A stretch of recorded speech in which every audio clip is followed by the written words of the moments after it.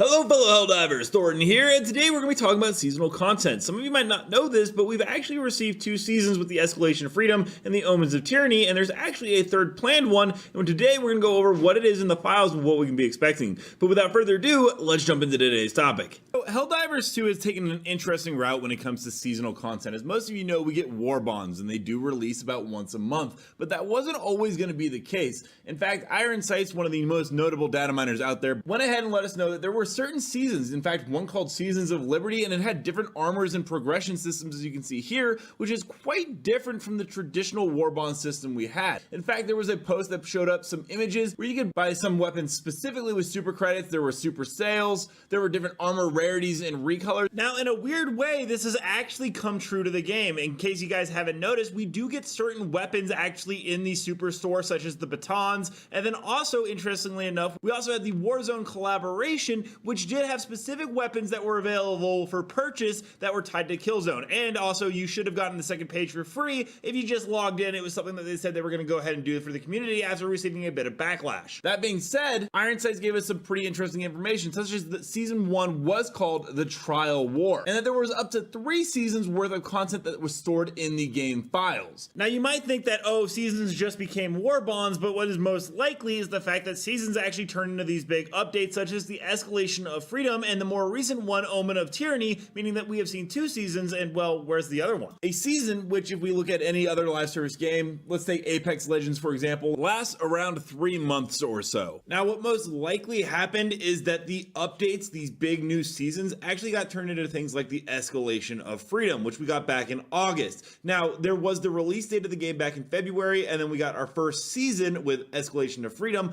in August. But then in December, we got the Omens of Tyranny, obviously, as we had just mentioned, which means that it should be about every 3 to 4 months is a new season, which fits the cycle of other live service games, which means that there's going to be another huge update in just a couple of months that is going to add even more brand new types of content. And they even have the UI in there. A lot of the stuff for the seasons are still found in the files. It's like they are holding onto it for something Iron Sights says, but overall he's happy they didn't go with the seasons pass, and I gotta be honest, I kind of agree. I think the war bonds are a pretty interesting idea, but with that idea of each season bringing in something new, and with 2 more additional past that, it makes us wonder what we could see for future enemies after the Illuminate. Well, interestingly enough, Iron Sights does let us know that there are rebels actually found in the files, so it wouldn't surprise me if at some point in the future of this game we do get a rebel faction brought in. It could be a weather event, or it could be a seasonal event that we get in, and a 4th faction could be the rebels. There was also some talk that players are speculating that they hope to see something like symbiotes. Overall, there's still a lot of the galaxy map, but it's cool to know that they have at least 9 months worth of content that they have been working on, and that they moved from the seasonal pass to the war bond for cosmetics, but the content as in terms of gameplay mechanics are still planned with a set release date. Along with the new seasons, it does also appear that is going to be a form of ship customization coming into the game. Iron Sights actually said there are multiple ship customization options. Right now it's probably only a dev thing, but it makes sense that eventually we'll be seeing it, especially with clans coming into the game. There's also some talk about armor customization, which may be a feature in the future, but as of right now there was nothing talked about it well in the files. That being said, one of the game devs, Johan Pilstead, did say they are looking into it in regards to weapon armor customization, so that feature also looks like it's probably going to be in one of those seasonal updates or something very big in the future.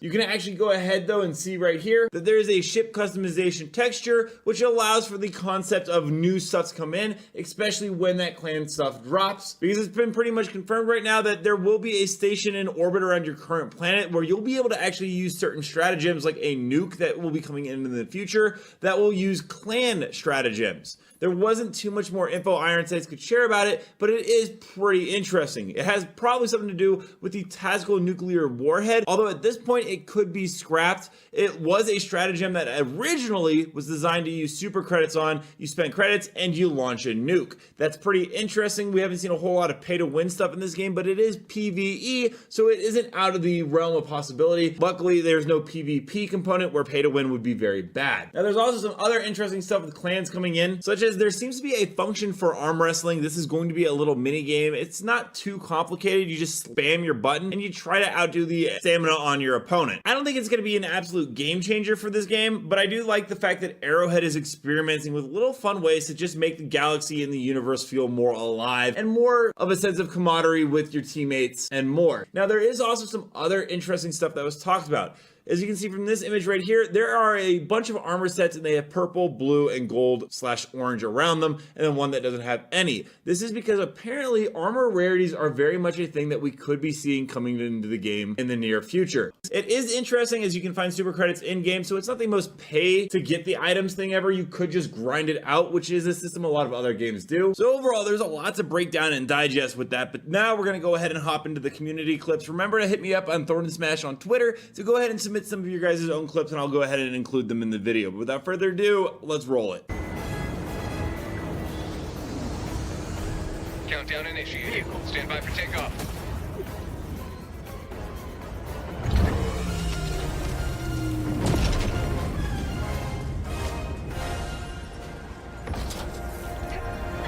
This is Pelican 1, preparing for touchdown. Objective located. Requesting air support.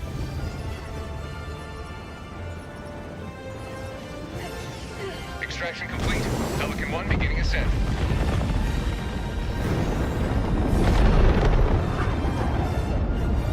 Another victory for the right side of history. C.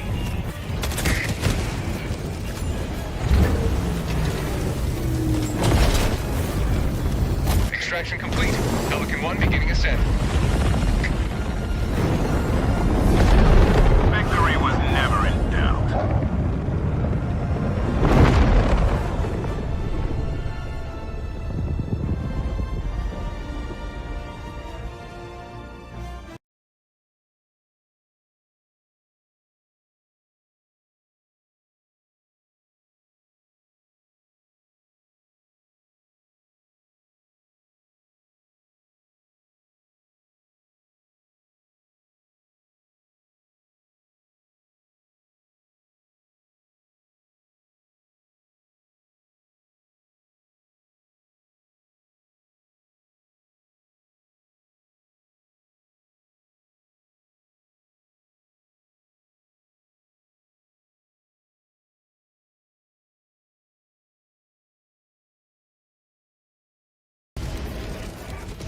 Changing ice. Countdown initiated. Stand by for takeoff. Requesting air support. Extraction complete. Pelican 1 beginning ascent. Liberty has seen you through.